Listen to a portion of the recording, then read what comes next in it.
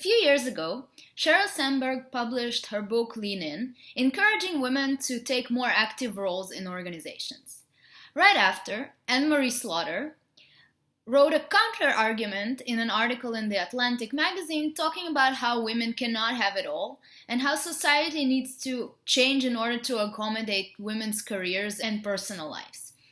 Now, ever since, the discussion has been escalating and growing about what are the reasons that make women successful in organizations and what are the things that are keeping them behind. So in the blame game, I wanted to try to bring you the issues on both sides and let us see what we can do about it.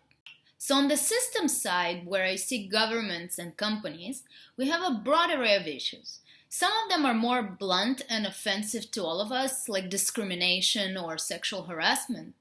But others are more subtle. What are the type of role models that we provide to women?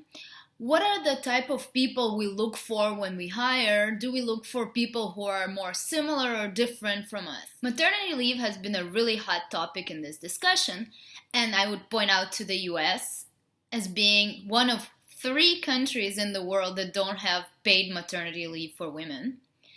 But also when you look at countries that do have pretty good maternity and even paternity leave, like Canada or Germany, there you will see exactly the same and sometimes even worse gender gap in leadership. On the other side of this debate, there are the women themselves. In our paternalistic fashion, we're trying to solve their problems top down. But what we don't realize is that they also have individual issues that need to be addressed.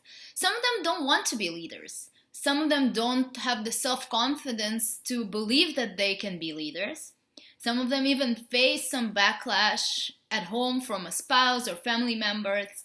Also, women started joining the workforce in the 50s, 60s, 70s or so. So they're kind of behind in the game.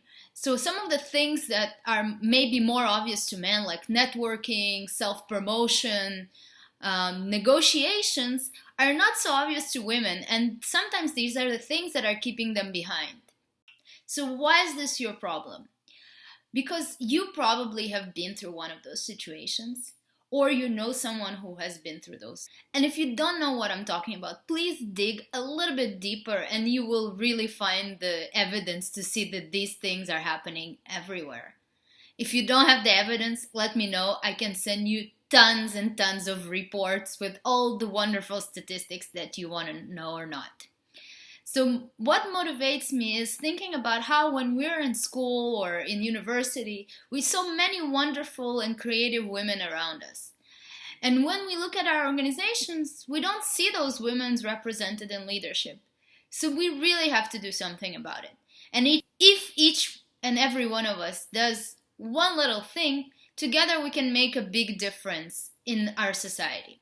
Small acts like raising awareness about a topic by sharing an article with a friend or colleague, mentoring someone who is feeling insecure about her achievements, or pointing out bad behavior when someone is being disrespected are all little things that can make a difference in someone's life. So please think about it in your next interaction. I really hate when people use the word diversity when it comes to promoting women in leadership. Women represent half of our society and more than half of college graduates. We are not diversity. We are a huge, huge talent pool that is currently not being explored properly. So if someone talks to you about diversity, please set them straight and tell them how they can make a difference as well. Until next time.